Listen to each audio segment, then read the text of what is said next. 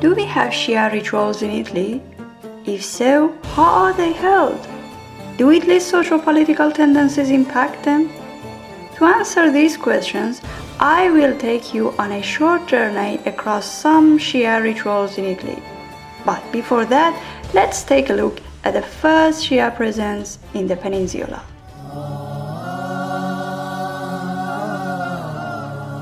Italy encountered Shi'as for the very first time in the 10th century when the Caliphs ruled Sicily for around 80 years.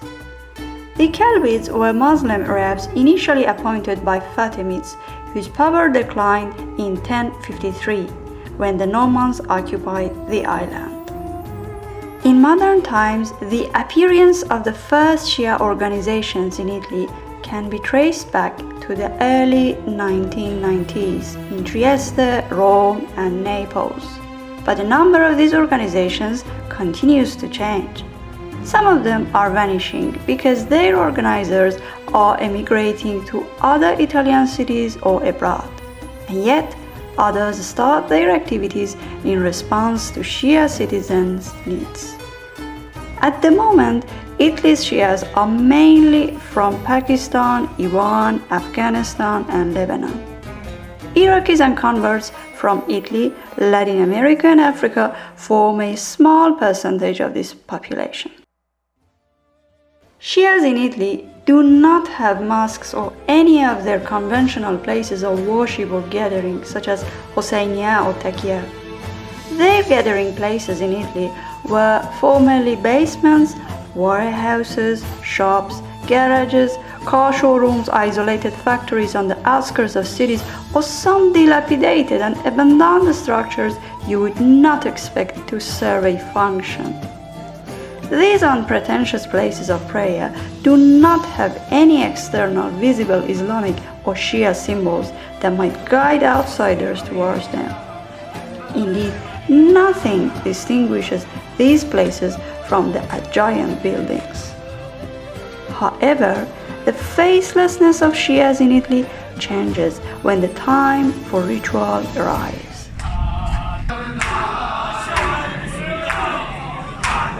The main Shia rituals are held in Muharram and Safar, the first 2 months of the Islamic calendar.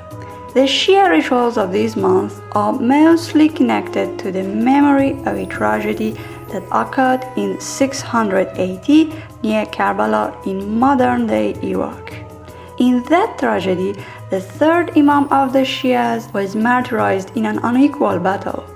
The memory of the tragedy has been transmitted through generations and forms the cornerstone of Shia identity. Even though Shia associations are quite dispersed in Italy at the moment, the main hub of Shia circles is in Lombardy, when job opportunities attract migrants, but also where a culture of procession and self-flagellation, such as in southern Italy, does not exist. As a consequence, Shia rituals during Muharram and Safar are hardly comprehensible to outsiders. In Italy, the first externalization of Shia mourning can probably be traced back to 2009, when Pakistanis in Brescia performed their first procession.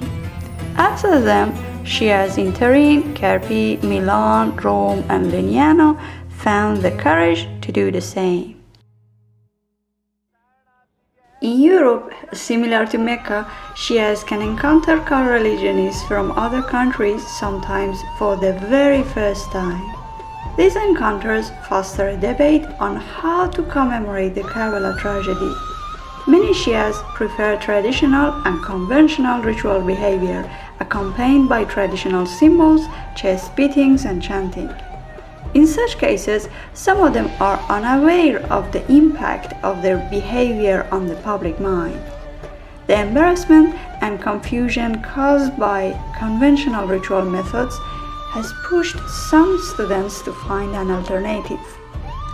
In 2014, for instance, an Iranian PhD student of the Polytechnic University of Milan decided to launch a campaign called With Ḥusayn.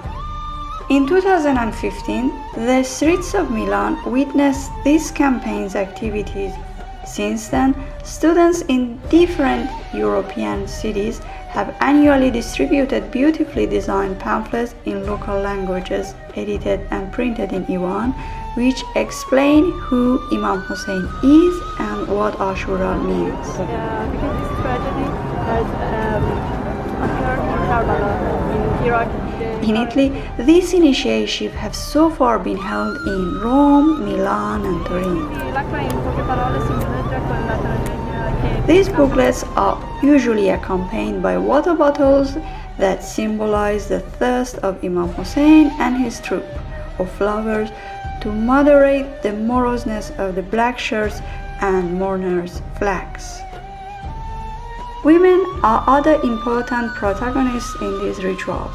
During the processions, they gain a visibility and importance that they are usually deprived of. They become active during processions by chanting and chest beating and within worship places.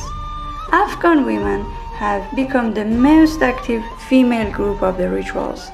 They chant rhythmic elegies while the men perform chest beatings in response to their rhythm.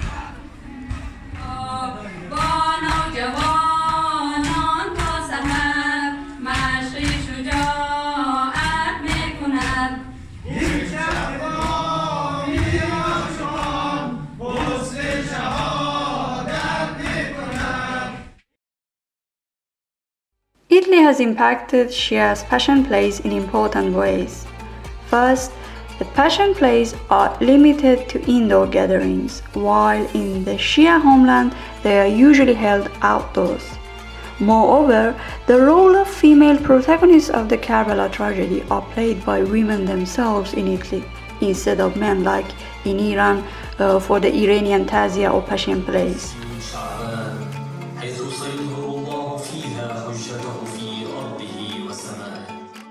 Fortunately, we finished our short journey among Italian cities before the outbreak of COVID-19. However, during quarantine, I continued my observations through social media and new platforms that witnessed the unprecedented manners of interaction among Shi'as. In the last year, many gatherings have been transformed into online conferences, while direct interaction between co-religionists has already become an issue of the past.